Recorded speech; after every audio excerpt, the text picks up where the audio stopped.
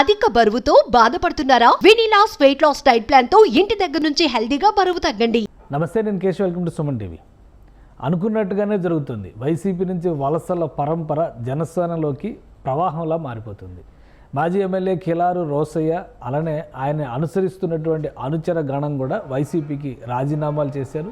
కిలారు రోసయ్య జనసేన అధినేత పవన్ కళ్యాణ్తో ఇప్పటికే భేటీ అయినట్టుగా సమాచారం ఉంది. దానికి సంబంధించినటువంటి దృశ్యాలు కూడా బయటికి వచ్చాయి. అతి త్వరలోనే జనసేనలో ఆయన జాయిన్ అవుతున్నట్టుగా సమాచారం ఉంది. ఈ అంశంపైన విశ్లేషణ చూద్దాం. మనతో పాటు పొలిటికల్ అనలిస్ట్ చంద్ర శ్రీనివాస్ గారు. చంద్ర శ్రీనివాస్ గారు నమస్కారం. నమస్కారం అండి. వరుసగా బాలినేని శ్రీనివాసరెడ్డి గారు ఆల్రెడీ ఒక క్లియర్ అయిపోయింది. సామినేని ఉదయ్ భాను ఆయన క్లియర్ అయిపోయింది. ఇప్పుడు కిలారు రోసయ్య పవన్ కళ్యాణ్ గారితో భేటీ అయ్యారు. బహుశా విధి విధానాల గురించి చర్చ జరిగినట్టుగా సమాచారం వస్తుంది. ఎప్పుడు జాయిన్ అవుతారు? ఒక ఆర్డర్లో ఉంది, సిస్టమ్ ఉంది. ఓకే. బాలినేని ఆల్రెడీ ఫస్ట్ వీక్లో భారీ బహిరంగ సభలో ఆధ్వర్యంలో ఆయనతో పాటు చాలా మంది మధ్యశెట్టి వేణుగోపాల్ లాంటి దర్శి ఎమ్మెల్యే చేసిన వ్యక్తి, మిగతా అక్కడన్న సిట్టింగ్ ఎమ్మెల్యేలు కూడా వస్తానికి ఇంట్రెస్ట్ ఉన్నారు. కొంత ఉంది. ఇప్పుడు ప్రజెంట్ అక్కడ ఎర్రగొండపాలెం ఎమ్మెల్యే కూడా, వైసీపీ ఎమ్మెల్యే కూడా వస్తున్నట్టుగా వినపడుతుంది. నిన్న ఆయన భేటీలో పాల్గొన్నారు. మరి జగన్మోహన్ రెడ్డి గారితో కలిశారు. ఆయన కలిశారు, కానీ ఆయన కూడా ఎందుకంటే ఆయన శిష్యుడు, బాలినేని శిష్యుడు. ఓకే. సరే, ఏదైనా కానీ అక్కడ జిల్లా స్ట్రాంగ్ అవుతానికి అవకాశం ఉంది. ప్రకాశం జిల్లా బాలినేని ద్వారా, కృష్ణా జిల్లా సామినేని ఉదయ్ భాను, ఇకపోతే గుంటూరు జిల్లాలు పట్టారు. ఆ 3 జిల్లాలు చాలా కీలకమైన జిల్లాలు. కోస్తాలో చాలా కీలకమైన జిల్లాలు. అందులో నిన్న మనం అనుకున్నట్టు ఫస్ట్ రివీల్ చేసింది ఒక సుమన్ టీవీ మాత్రమే. కిలారు రోసయ్య గారు కూడా వస్తున్నారని ఈరోజు మనం ఫోటోలో చూస్తే కనుక కలిశారు. అంటే ఒక రోజు ముందు ఏదైనా ముందు మాట్లాడుకోవటం, విధి విధానాలన్నీ క్లియర్ చేసుకోవటం, ఒకరికొకళ్ళు ఆలోచనలు పంచుకోవటం, డేట్ ఫిక్స్ చేసుకోవటం. ఏదో ఒక ప్లాన్ ప్రకారం చాప కింద నీరులాగా విశాఖ, తూర్పుగోదావరి, పశ్చిమ గోదావరి, ఇప్పుడు కృష్ణా, గుంటూరు, ప్రకాశం ఒక చైన్ లాగా విస్తరిస్తున్నట్టుంది జనసేన పార్టీ. అంతేగా, డెఫినెట్గా ఇది ఎవరికి ఉన్నదండి. పార్టీ విస్తరించుకోవాలని దశాబ్దం పైన పోరాడాడు. ఈరోజు 100% స్ట్రైక్ రేట్తో ఉన్నాడు. అందరూ కూడా జనసేన వైపు భవిష్యత్తు బాగుంటుందని చూస్తున్నారు.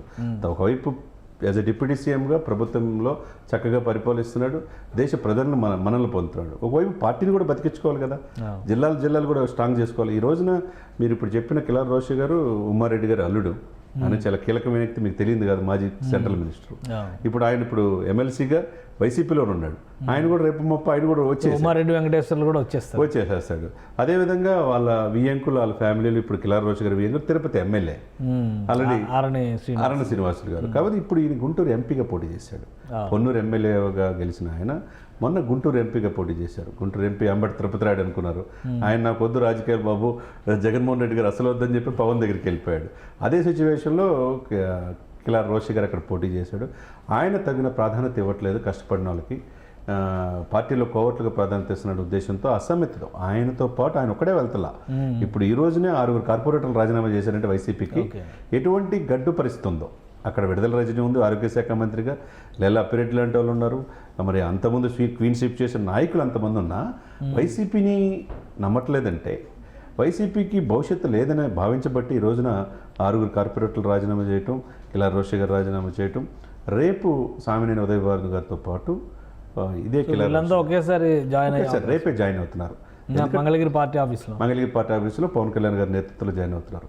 అయితే అండి కేశవ్ గారు, ఒకటే, అది కొత్తగా పెట్టిన పార్టీ, ఎప్పుడు గెలవని పార్టీ, అధ్యక్షుడే గెలవలేదు అనే పరిస్థితి నుంచి చూస్తే క్రమేపీ ఒక సిస్టమేటిక్గా వెళ్తున్నారు. అంటే చాప కింద నీరులాగా ఈ పార్టీ విస్తరిస్తుంది అనుకోవాలి కదా. ఉత్తరాంధ్ర మనం చూసాం, వంశీకృష్ణ యాదవ్, తర్వాత పంచకల రమేష్, ఏమైందో చూసాం. తర్వాత ఉభయ గోదావరి జిల్లాలో 0కే పరిమితం చేస్తున్నాడు, వైసీపీని చేసి చూపించాడు. ఇకపోతే కోస్తా మీద ఇప్పుడు కాన్సన్ట్రేషన్ చేశాడు. తుఫాను కోస్తాక దేరం దాటేటట్టుందని అనుకుంటాం కదా మనం.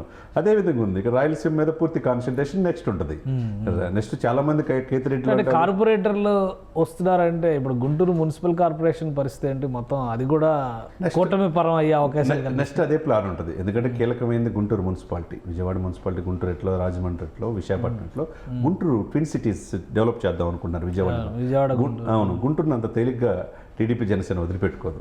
ఎందుకంటే అమరావతి పరిసర ప్రాంతాల్లో ఉంది కాబట్టి ఈ గుంటూరుని ఏదైతే సికింద్రాబాద్, హైదరాబాద్ లాగా ట్విన్ సిటీ అనేది ఒక ఫార్ములా.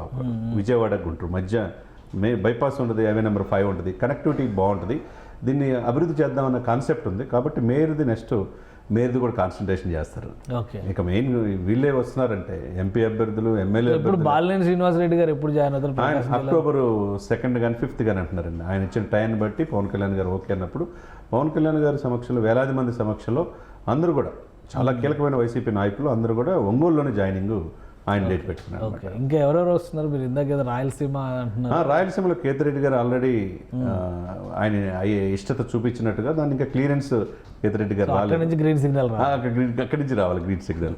ఎందుకంటే ఈ సీట్లు బెర్తులు అన్ని కూడా చూసుకోవాలి కదా, ఎవరెవరు సామాజిక సమీకరణలు ఎవరు ఏ విధంగా పార్టీకి రేపు వచ్చిన తర్వాత తలనొప్పి కాకూడదు. కేతిరెడ్డి గారు వస్తే మరి అక్కడ ధర్మవరం ఎమ్మెల్యే సత్యకుమార్ యాదవ్ గారు, మినిస్టర్ గారు, బీజేపీ చాలా రకాల ఎలిగేషన్స్, ఆరోపణలు ఒకరి మీద ఒకరు చేసుకున్నారు ఒకరి మీద ఎన్నికల సమయంలో. రాజకీయాలు ఎన్ని ఉంటాయి సార్, ఒకరు ఆరోపించుకుంటారు. పాలిటిక్స్ ఎప్పుడు ఎవరు ఎక్కడ ఉంటారో తెలియదు.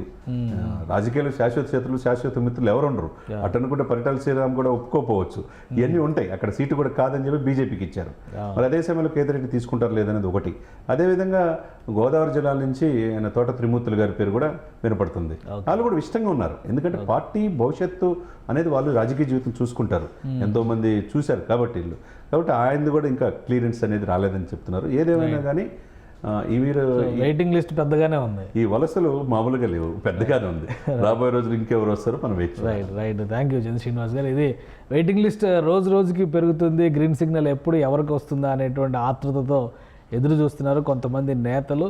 పవన్ కళ్యాణ్ ఇచ్చినటువంటి క్లియరెన్స్తో కిలార్ రోసయ్య జనసేన పార్టీ తీర్థం పుచ్చుకోవడం ఖాయమైపోయింది. ఆయనతో పాటు కార్పొరేటర్లు కూడా ఆ పార్టీలోకి వెళ్తున్నారు. ఇదే క్రమంలో 5-6 కార్పొరేటర్లు రాజీనామాలు చేసినటువంటి పరిస్థితి. గుంటూరు మున్సిపల్ కార్పొరేషన్కి సంబంధించి కృష్ణా, గుంటూరు జిల్లాల్లో బలమైన ముద్ర వేసేందుకు కావాల్సినటువంటి యంత్రాంగాన్ని ఇప్పటి నుంచే జనసేన పార్టీ సమకూర్చుకుంటున్నట్టుగా చంద్ర శ్రీనివాస్ గారు విశ్లేషిస్తున్నారు. ఇది special discussion. Keep watching. Suman టీవీలో మీ పర్సనల్ అండ్ బిజినెస్ ప్రమోషన్స్ కోసం కింది నెంబర్కి కాంటాక్ట్ చేయండి.